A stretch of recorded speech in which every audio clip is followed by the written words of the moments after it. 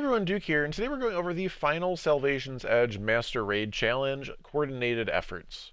This challenge is extremely simple to explain, but a little bit harder to execute. All 6 glyphs must be broken within 5 seconds of each other. There are going to be some strats that involve double or even triple breaking glyphs out there, I'm sure, but this video is going to go over the intended strategy of getting all 6 people with Glyph Breaker at once. To start, let's go over loadouts. Personally, I'd highly recommend a sniper for DPS such as Still Hunt or Cloud Strike, with a matching damage type machine gun for ad clear.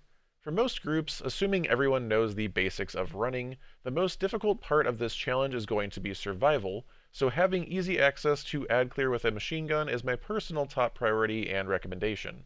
Still Hunt with Celestial Nighthawk for hunters is still going to be the top choice, even on Void and Arc Surge week. Additionally, there's a sneaky tip that you can use to increase your damage by 25% here. By equipping the Anti-Barrier Sniper mod, you get access to the Overcharged modifier, which gives all sniper rifles the 25% damage boost in overcharge active activities, which Master Salvation's Edge is included in. This makes up for the loss of the Weekly Surge, as the modifier of the Weekly Surge does not stack with the Overcharged modifier, so you can get the 25% damage buff no matter the damage type of your sniper. For hunters, this makes Celestial Still Hunt an easy answer and easy choice. The only downside is that your matching heavy of choice would not get that 25% damage bonus if solar, or if you decide to use an arc or a void heavy, you'll lose access to the matching reload, scavenger, or boot surge mods that you may be running for your solar special. I'd recommend one Well of Radiance on the team for during the damage phase, as you will have the subjugators spawning in right as the damage phase starts trying to shoot you, and this can also give a bit more survival from the beams, as well as guaranteed access to its 25% damage buff and orbs for boot surge mods. I'd also recommend 2 Solar Resist and a Concussive Dampener on your chest piece, again eyeing the survivability it brings during damage phase. There is something to be said for possibly switching out a Solar Resist for a Void Resist for the Chieftain attacks if you are very comfortable with the damage phase mechanic, but I didn't feel like the Chieftain attacks were too threatening if the ads were dealt with quickly. Other than your one well and any Celestial Still Hunt hunters, I'd recommend others run supers that can most easily take down the subjugators after the first damage phase. Song of Flame Warlock with a Speaker's Sight build, and Banner of War Titan would be my 2 highest recommendations for this, but obviously it will depend on the makeup of your team in total. Now let's talk about the encounter itself.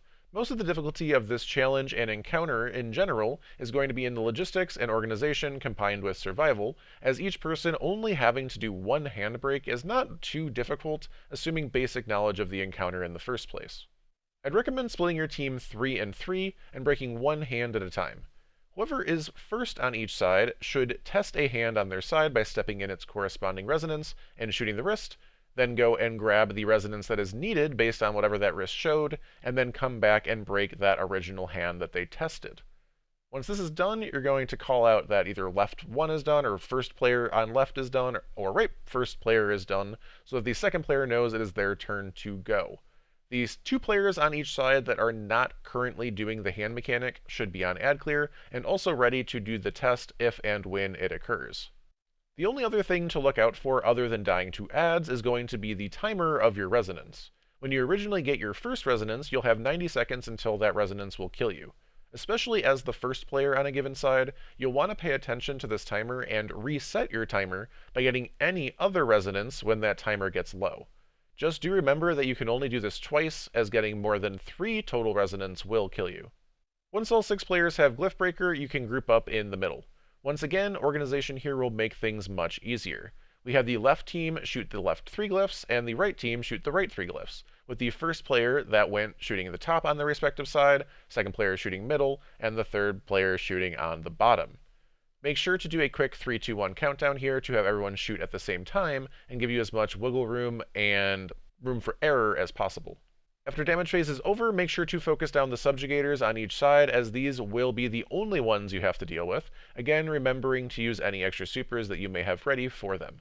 Remember that you have 3 total rounds to kill the witness, so it may be pertinent to get the witness low after 2 phases to save enough ammo and supers for the final stand in a 3rd round, but this can of course be a judgment call, usually based on how well your first damage phase goes.